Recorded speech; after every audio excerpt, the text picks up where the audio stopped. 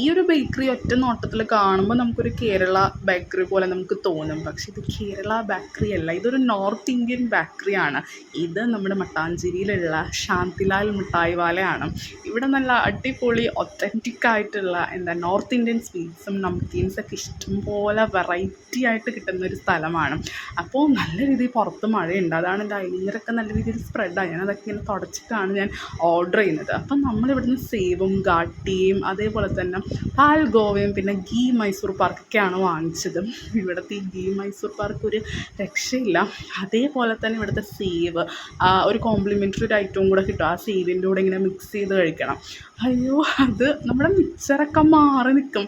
ഇത് ഈ ഒരു മഞ്ഞ കളർ സാധനമാണ് സേവ്. ഇതും ഈ ഒരു വേറൊരു മഞ്ഞ കളർ സാധനം ഇങ്ങനെ ഒരു കടുകൊക്കെ പൊട്ടിച്ചിട്ടുള്ളൊരു സംഭവമാണ്.